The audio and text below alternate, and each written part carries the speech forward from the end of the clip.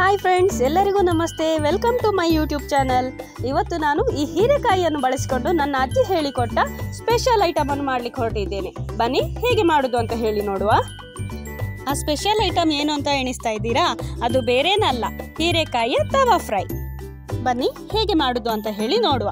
ಅದಕ್ಕಿಂತ ಮೊದಲು ನನ್ನ ಚಾನಲ್ಗೆ ಇನ್ನೂ ಯಾರು ಸಬ್ಸ್ಕ್ರೈಬ್ ಮಾಡಲಿಲ್ಲ, ಪ್ಲೀಸ್ ಸಬ್ಸ್ಕ್ರೈಬ್ ಮಾಡಿ, ಲೈಕ್, ಶೇರ್, ಕಮೆಂಟ್ ಮಾಡಿ ಸಪೋರ್ಟ್ ಮಾಡೋದನ್ನು ಮರಿಬೇಡಿ. ಮೊದಲಿಗೆ ಈ ಹೀರೆಕಾಯಿಯನ್ನು ಚೆನ್ನಾಗಿ ತೊಳೆದು ಅದರ ನಾರನ್ನು, ಎಲ್ಲ ಸೈಡಿನ ನಾರನ್ನು ತೆಗಿಬೇಕು. ನಾವು ಹೀಗೆ ಹೀರೆಕಾಯಿಯನ್ನು ಬಳಸಿ ಪದಾರ್ಥ ಅಥವಾ ಏನಾದರೂ ಮಾಡಬೇಕಾದ್ರೆ ಅದರ ನಾರನ್ನು ತೆಗಿತೇವಲ್ಲ, ಆ ನಾರನ್ನು ತೆಗೆದ್ರಿಂದ ಕೂಡ ಒಂದು ರೆಸಿಪಿ ಮಾಡಲಿಕ್ಕೆ ಆಗ್ತದೆ. ಅದನ್ನು ನಾನು ನಿಮಗೆ ಇನ್ನೊಂದು ವಿಡಿಯೋದಲ್ಲಿ ತೋರಿಸ್ತೇನೆ. ಈ ಐಟಮ್ ಅನ್ನು ಮಾಡಲಿಕ್ಕೆ ನಮಗೆ ಹೀರೆಕಾಯಿ ಹದ ಆಗಿ ಬೆಳೆದಿರಬೇಕು. ಅಂದರೆ ತುಂಬ ಎಳತ್ತು ಆಗಿರಬಾರ್ದು ಅಥವಾ ತುಂಬ ಬೆಳೆದದ್ದು ಆಗಿರಬಾರ್ದು. ಈ ರೆಸಿಪಿಯನ್ನು ನಾವು ಸುಮ್ಮನೆ ಸ್ನ್ಯಾಕ್ಸ್ ಅಂತ ಹೇಳಿ ತಿನ್ನಲಿಕ್ಕೆ ಸಹ ಉಪಯೋಗಿಸ್ಬೋದು. ಇಲ್ಲದಿದ್ದರೆ ಊಟಕ್ಕೆ ಎಲ್ಲ ಒಟ್ಟಿಗೆ ನೆನೆಸ್ಕೊಳ್ಳಿಕ್ಕೆ ಅಂತ ಹೇಳಿ ಹಾಗೆ ಸಹ ಆಗ್ತದೆ. ಅಂದರೆ ಯಾವುದಾದ್ರೂ ಫ್ರೈಡ್ ಐಟಮ್ ಇದ್ರೆ ಒಳ್ಳೇದಾಗ್ತದೆ ಅಂತ ಎಣಿಸಿದಾಗ ಅದಕ್ಕೆ ಕೂಡ ಇದು ಸೂಟ್ ಆಗ್ತದೆ. ಮತ್ತು ಈ ರೆಸಿಪಿ ತುಂಬ ಬೇಗ ರೆಡಿ ಆಗ್ತದೆ, ತುಂಬ ಟೈಮ್ ಏನು ಬೇಕಾಗುವುದಿಲ್ಲ. ಇದಕ್ಕೆ ಒಂದು 10 ನಿಮಿಷದೊಳಗೆ ಈ ರೆಸಿಪಿಯನ್ನು ರೆಡಿ ಮಾಡಬಹುದು. ಯಾರಾದರೂ ಸ್ವಲ್ಪ ಸ್ಪೆಷಲ್ ಐಟಮ್ ಅನ್ನು ಮಾಡಬೇಕು ಅಂತ ಹೇಳಿದರೆ ಈ ಐಟಮ್ ಅನ್ನು ನೀವು ಟ್ರೈ ಮಾಡಬಹುದು. ತುಂಬ ಒಳ್ಳೆಯದಾಗಿ ಬರ್ತದೆ ಇದು. ಈಗ ಎಲ್ಲ ನಾರನ್ನು ತೆಗೆದಾಯಿತು. ಇದನ್ನು ಸಣ್ಣ ಸಣ್ಣ ಸ್ಲೈಸಸ್ ಆಗಿ ಕಟ್ ಮಾಡುವ.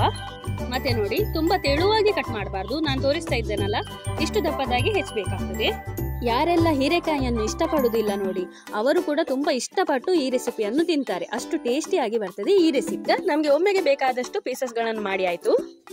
ಇದಕ್ಕೆ ಬೇಕಾದ ಇನ್ನೊಂದು ಇಂಗ್ರೀಡಿಯೆಂಟ್ ಅಂದರೆ ಹಿಂಗು. ಇದನ್ನು ನಾವು ನೀರಿನಲ್ಲಿ ಬೆರೆಸಿಕೊಳ್ಳುವ. ಹೀಗೆ ಈ ಹಿಂಗು ಅಥವಾ ಇಲ್ಲದಿದ್ದರೆ ಹಿಂಗಿನ ಹುಡಿಯನ್ನು ಕೂಡ ನಾವು ಯೂಸ್ ಮಾಡಬಹುದು. ಈ ಹಿಂಗು ನಾವು ಮಾಡ್ತಾ ಇರುವ ತವಾ ಫ್ರೈಗೆ ತುಂಬ ಟೇಸ್ಟನ್ನು ಕೊಡ್ತದೆ. ಈಗ ನೋಡಿ, ನಾನು ಈ ಹಿಂಗನ್ನು ಕಿವಿಚಿಕೊಂಡಿದ್ದೇನೆ. ಈಗ ಇನ್ನೊಂದು ಐಟಮ್ ಅನ್ನು ನೋಡುವ. ನಮಗೆ ಈ ರವಾ ಬೇಕಾಗ್ತದೆ. ಇದು ಬಾಂಬೆ ರವಾ ಅಥವಾ ಬಾಂಬೆ ಸಜ್ಜಿಗೆ. ಇದಕ್ಕೆ ನಾವು ಮೆಣಸಿನ ಹುಡಿಯನ್ನು ಸೇರಿಸಬೇಕು. ನಮಗೆ ಎಷ್ಟು ಖಾರ ಬೇಕು ಅಂತ ಹೇಳಿ ನೋಡಿ ಮಿಕ್ಸ್ ಮಾಡಿದರೆ ಸಾಕು. ಸ್ವಲ್ಪ ಹೀರೆಕಾಯಿ ಸಪ್ಪೆ ಆದದ್ರಿಂದ ಖಾರ ಸ್ವಲ್ಪ ಹಿಡಿತದೆ. ಮತ್ತು ಇದಕ್ಕೆ ಉಪ್ಪನ್ನು ಕೂಡ ಸೇರಿಸಿಕೊಂಡು ಇದನ್ನು ಮಿಕ್ಸ್ ಮಾಡಿಕೊಳ್ಬೇಕು.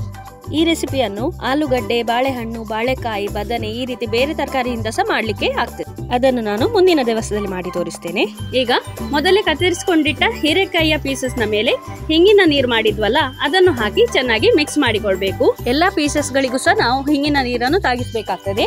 ಯಾಕೆಂದರೆ ಇದನ್ನು ಆಗಲೇ ರೆಡಿ ಮಾಡಿಟ್ಟ ರವಾದಲ್ಲಿ ಅದ್ದಿ ಕಾವಲಿಯಲ್ಲಿ ಫ್ರೈ ಮಾಡ್ಲಿಕ್ಕಿರ್ತದೆ, ಅದಕ್ಕೋಸ್ಕರ. ಇಲ್ಲದಿದ್ದರೆ ರವಾ ಇದಕ್ಕೆ ಅಂಟಿಕೊಳ್ಳುವುದಿಲ್ಲ. ಈಗ ನೋಡಿ, ಎಲ್ಲ ಪೀಸ್ಗಳಿಗೂ ಸಹ ಹಿಂಗಿನ ನೀರು ತಾಗಿದೆ. ಇದನ್ನು ನಾವು ಈ ರವಾದಲ್ಲಿ ಅದ್ದಿಕೊಳ್ಳುವ. ಈಗ ನೋಡಿ ಹೇಗೆ ಎಷ್ಟು ಚೆನ್ನಾಗಿ ರವಾ ಅದಕ್ಕೆ ಅಂಟಿಕೊಳ್ತಾ ಉಂಟು ಅಂತ ಹೇಳಿ. ನಾವು ಎಲ್ಲ ಹೀರೆಕಾಯಿಯ ಸ್ಲೈಸಸ್ಗಳನ್ನು ರವಾದಲ್ಲಿ ಅದ್ದಿಕೊಳ್ಬೇಕು. ಅದಕ್ಕೆ ಚೆನ್ನಾಗಿ ರವಾ ಅಂಟಿಕೊಳ್ಬೇಕು. ಹೀಗೆ ಮಾಡೋದ್ರಿಂದ ನಮಗೆ ಬೇಗ ಬೇಗ ನಾವು ಕಾವಲಿಯಲ್ಲಿ ಇಟ್ಟು ಅದನ್ನು ಬೇಗ ಫ್ರೈ ಮಾಡಲಿಕ್ಕೆ ಆಗ್ತದೆ. ಈಗ ಒಲೆಯನ್ನು ಹಚ್ಚಿ ಕಾವಲಿ ಇಟ್ಟು ಅದಕ್ಕೆ ನಾವು ಎಣ್ಣೆಯನ್ನು ಸವರಬೇಕು. ಈಗ ಕಾವಲಿ ಬಿಸಿ ಆದ ನಂತರ ನಾವು ಆಗ್ಲೇ ರವದಲ್ಲಿ ಅದ್ದಿ ಇಟ್ಟುಕೊಂಡಂತಹ ಹೀರೆಕಾಯಿಯನ್ನು ಒಂದೊಂದೇ ಪೀಸನ್ನು ಇದರ ಮೇಲೆ ಇಡ್ತಾ ಹೋಗಬೇಕು. ಈ ರೀತಿ ನಾವು ಯಾವುದೇ ತವಾ ಫ್ರೈ ಮಾಡಲಿಕ್ಕೆ ಶುರು ಮಾಡುವಾಗ ನಾವು ಯಾವತ್ತೂ ಸಹ ಕಾವಲಿಯ ಸೈಡಿನಿಂದ ಇಡ್ತಾ ಬರಬೇಕು. ಮತ್ತೆ ಮಧ್ಯಭಾಗದಲ್ಲಿ ಪೀಸಸ್ಗಳನ್ನು ಇಡಬೇಕು. ಯಾಕಂದರೆ ನಾವು ಶುರುವಿಗೆ ಮಧ್ಯಭಾಗದಲ್ಲಿ ಪೀಸಸ್ಗಳನ್ನು ಇಟ್ಟರೆ ಅದು ಬೇಗ ಸುಟ್ಟು ಹೋಗ್ತದೆ, ಮತ್ತು ಸೈಡಿನ ಪೀಸಸ್ಗಳು ಬೆಂದಿರುವುದಿಲ್ಲ. ಈಗ ಎಲ್ಲ ಪೀಸಸ್ಗಳನ್ನು ಇಟ್ಟ ಮೇಲೆ ಅದರ ಮೇಲೆ ಸ್ವಲ್ಪ ಎಣ್ಣೆಯನ್ನು ಹಾಕಬೇಕು. ಎಣ್ಣೆಯನ್ನು ಸ್ವಲ್ಪ ಎಲ್ಲ ಸೈಡಿನಲ್ಲಿ ಹಾಕೋದು ಒಳ್ಳೆಯದು. ಆಗ ನಮಗೆ ಈ ರೆಸಿಪಿ ಸ್ವಲ್ಪ ಟೇಸ್ಟಿಯಾಗಿ ಬರ್ತದೆ. ಎಲ್ಲ ಪೀಸಸ್ ಚೆನ್ನಾಗಿ ಫ್ರೈ ಆಗ್ತದೆ. ಈಗ ಎಣ್ಣೆಯನ್ನು ಹಾಕಿದ ಮೇಲೆ ನಾವು ಮುಚ್ಚಳವನ್ನು ಮುಚ್ಚಿ ಬೇಯಿಸ್ಲಿಕ್ಕೆ ಇಡುವ. 3 ರಿಂದ 4 ನಿಮಿಷ ಬೇಯಿಸಿದ್ರೆ ಸಾಕಾಗ್ತದೆ. ಆದ ಮೇಲೆ ನಾವು ಅದನ್ನು ತೆಗೆದು ಮಗುಚಿ ಹಾಕಿ ಇನ್ನೊಮ್ಮೆ ಫ್ರೈ ಮಾಡಬೇಕಾಗ್ತದೆ. ಇದು ನೋಡಿ, ನಾನು ಬೇಯಿಸ್ಲಿಕ್ಕೆ ಇಟ್ಟು 1 ನಿಮಿಷ ಅಥವಾ 1.5 ನಿಮಿಷ ಆದದಷ್ಟೇ. ಈಗ ನೋಡಿ, ನಾನು ಉಲ್ಟಾ ಮಾಡಿ ನೋಡಿದೆ, ಅದು ಬೆಂದಿರಲಿಲ್ಲ, ಅದರ ಕಲರ್ ಚೇಂಜ್ ಆಗಲಿಲ್ಲ. ಆಗ ನಮಗೆ ಗೊತ್ತಾಗ್ತದೆ ಅದು ಬೇಯಲಿಲ್ಲ ಅಂತ ಹೇಳಿ. ಅದೇ ನೋಡಿ, ಮಧ್ಯದ ಪೀಸು ಸ್ವಲ್ಪ ಬೆಂದಿದೆ. ಅಂದರೆ ಅದು ಇನ್ನೂ ಸ್ವಲ್ಪ ಬೇಯಿಸಿದರೆ ಸ್ವಲ್ಪ ಒಳ್ಳೆಯದಾಗ್ತದೆ. ಮತ್ತು ಇದರಲ್ಲಿ ಸ್ವಲ್ಪ ಕರಚಿದ ಹಾಗೆ ಕಂಡ್ರೂ ಕೂಡ ಅದು ತುಂಬ ಟೇಸ್ಟಿಯಾಗಿ ಇರ್ತದೆ. ಇದನ್ನು ನಾನು ತೋರಿಸಲಿಕ್ಕೆ ಬೇಕಾಗಿ ಒಮ್ಮೆ ಓಪನ್ ಮಾಡಿದ್ದು, ಇನ್ನೊಮ್ಮೆ ಮುಚ್ಚಿ ನಾನು ಬೇಯಿಸಲಿಕ್ಕೆ ಇಟ್ಟೆ. ಈಗ 3 ರಿಂದ 4 ನಿಮಿಷ ಆಯಿತು. ಈಗ ನೋಡಿ, ನಾನು ಎಲ್ಲ ಪೀಸಸ್ಗಳನ್ನು ತೆಗೆದು ಉಲ್ಟಾ ಮಾಡಿ ತೋರಿಸ್ತಾ ಇದ್ದೇನೆ. ನೋಡಿ, ಈಗ ಚೆನ್ನಾಗಿ ಫ್ರೈ ಆಗಿದೆ ಎಲ್ಲ ಪೀಸ್ಗಳು ನಮ್ಮದು. ನಾವು ಮೊದಲಿಗೆ ಬೇಯಿಸಲಿಕ್ಕೆ ಇಟ್ಟದ್ದು ಕಾವಲಿಯ ಸೈಡ್ನ ಪೀಸ್ ಆದರೂ ಸಹ ಅದನ್ನು ಉಲ್ಟಾ ಮಾಡಿ ಹಾಕುವಾಗ ನಾವು ಮಧ್ಯದ ಪೀಸ್ಗಳನ್ನು ಮೊದಲಿಗೆ ಉಲ್ಟಾ ಮಾಡಿ ಹಾಕಬೇಕು. ಯಾಕಂದರೆ ನೋಡಿ ಅದು ಬೇಗ ಬೆಂದಿರ್ತದೆ. ಅದೇ ಸೈಡಿನ ಪೀಸ್ಗಳು ಸ್ವಲ್ಪ ಲೇಟಾಗಿ ಬೇಯುವುದು, ಅದಕ್ಕೋಸ್ಕರ. ಇದು ನೋಡಿ ಮಧ್ಯದ ಪೀಸ್ ಸ್ವಲ್ಪ ಕಪ್ಪಾಗಿ ಕಾಣ್ತದೆ, ಆದರೂ ಸಹ ಅದರ ಟೇಸ್ಟ್ ಸ್ವಲ್ಪ ಒಳ್ಳೆದಿರ್ತದೆ. ನಮ್ಮ ಸೈಡ್ನ ಪೀಸಿಗಿಂತ ಅದು ಕರಚಿದ ಹಾಗೆ ಕಾಣ್ತದಲ್ಲ, ಅದು ಕರಚಿ ಇರುವುದಿಲ್ಲ, ಆದರೂ ಸಹ ಅದರ ಟೇಸ್ಟ್ ತುಂಬ ಒಳ್ಳೆದಿರ್ತದೆ. ಅದೇ ನಮ್ಮ ಮನೆಯಲ್ಲಿ ಸ್ವಲ್ಪ ಇಷ್ಟಪಡೋದು. ಈಗ ಮಗುಚಿ ಹಾಕಿದ ಮೇಲೆ ಇನ್ನೊಮ್ಮೆ ನಾವು 2 ರಿಂದ 3 ನಿಮಿಷ ಬೇಯಿಸಬೇಕು.